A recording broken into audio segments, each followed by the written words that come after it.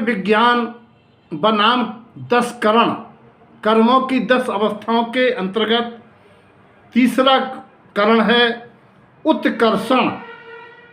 क्या है ये उत्कर्षण? उत्कर्ष शब्द से बना है। उत्कर्ष का अर्थ है उन्नति, चोटी, वृद्धि, चरम, यानी ऊंचे उठना उत्कर्ष है। आत्मोत्कर्ष इसी से बना है। उत्कर्ष कौन चाहता है?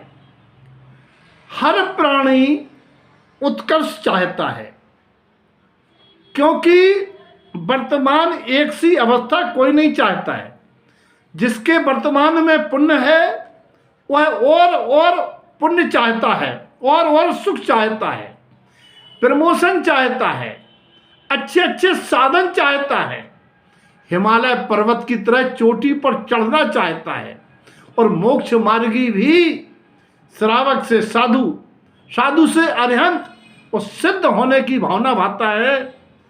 ये उत्कर्ष है भैया। संसार की व्यवस्था, चाहे मोक्ष के साधन की व्यवस्था, जो भी आत्मोत्कर्ष, आत्मोन्नति, भौतिक उन्नति, सारे के सारे आधार हैं कर्म। एक कर्म की कठपुतली जीव को नचाती है, लेकिन ये मत भूलना जीव के पास उस कठपुतली की डोर है। अपने को भूल गया सो कर्म की महिमा गाता है भाड़ बन के। तू स्वयं नियंता है, एक कर्म विज्ञान कहता है। कर्मों का उत्कर्षण तेरे हाथ में है। सुख चाहते हैं तो कौन से कर्मों का उत्कर्षण, कैसे होता है उत्कर्षण? उत्कर्षण का अर्थ है बढ़ना। उत्कर्षण का अर्थ है बढ़ जाना। बढ़ जाना माने कर्मों का बढ़ जाना। कर्मों का बढ़ जाना माने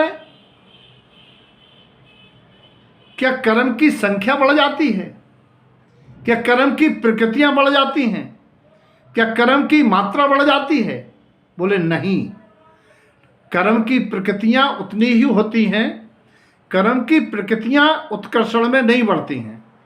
कर्म के प्रदेश से मात्रा, संख्या नहीं बढ़ती है। क्या बढ़ता है?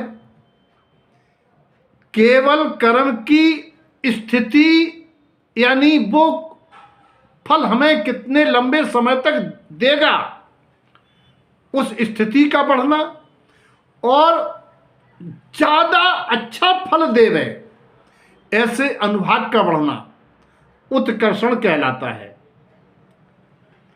क्यों जाने उत्कर्षण? यदि पापोदय में तीव्र पुण्य, पापोदय को तीव्र करना चाहें, पुण्योदय को तीव्र करना चाहें, पापोदय को कोई तीव्र नहीं करना चाहता है। पुण्योदय को तीव्र करना चाहता है कि जो वर्तमान में सुख सुविधाएं, अनुकूलता मिली हैं, वो हमारी कई पीढ़ियों तक मिलती जाएं। हमारे घर में हमारे जीवन भर धन की कमी ना पड़े। ये पुण्य का बढ़ने से होता है। ये है पुण्य का ऊपर की ओर बढ़ना। जैसे कल चर्चा चल रही थी, तो लोन कोई नहीं चाहता लोन बढ़ा रहे, और निवेश सब बढ़ाना चाहते हैं। तो निवेश कहा था पुण्य की प्रकृतियां, और लोन कहा था पाप की प्रकृतियां। लेकिन कोई निवेश बढ़ाने के लिए,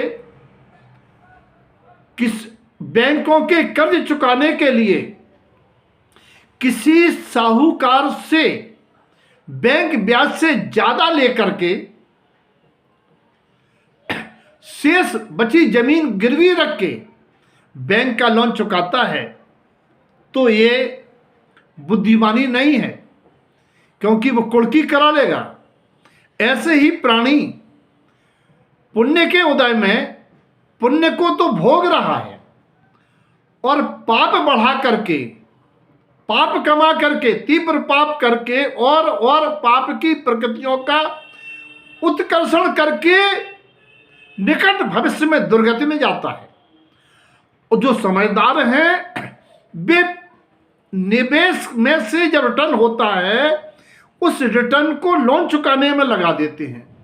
पुण्य के उदय का सदुपयोग पुण्य बढ़ाने में लगाते हैं तो पुण्य का उत्कर्षण होता है। और उसी के साथ जिस प्रकृति के उत्कर्षण होता है उसी प्रकृति के पाप का अनुभाग घटता है। पुण्य का अनुभाग बढ़ता है तो पाप का अनुभाग घटता है। ये है उत्कर्षण। उसके साथ होता है नियम से उसी प्रकृति का प्रतिपक्षी अपकर्षण। तो यहां अगला सवाल आ रहा है कि किस प्रकृति में उत्कर्षण होता है। देखो भैया, जो जो प्रकृतियां बंध रही होती हैं, जो प्रकृति जिसका बंद हो रहा है उन प्रकृतियों में उत्कर्षण हो सकता है और उन प्रकृतियों में अपकर्षण हो सकता है। तो उत्कर्षण कैसे? उत्कर्षण माने बढ़ना। जिस समय जिस कर्म प्रकृति का बंद हो रहा है उन्हीं प्रकृतियों में उत्कर्षण होता है। जैसे 2 बाल्टी में इमर्सन रॉड लगा दें तो दोनों बाल्टियों के नीचे की रॉड गर्म होने से नीचे के पानी के बुलबुले गर्म होकर ऊपर आते हैं। उसी प्रकार से जितनी प्रकृतियों का बंटवारा होकर बंद हो रहा है उनके तीव्र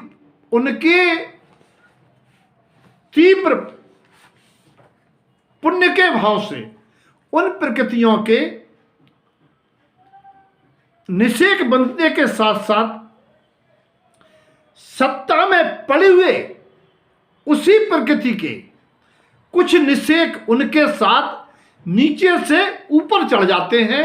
निषेक रचना में उपरतन स्थिति में पहुंच जाते हैं ताकि वो उनका स्थिति काल बढ़ेगा तो वो पुण्य लंबे समय तक चलेगा और उनका अनुभाग भी ज़्यादा लाभदायक होगा पुण्य के कसाय की मनता पुण्य के भाव से।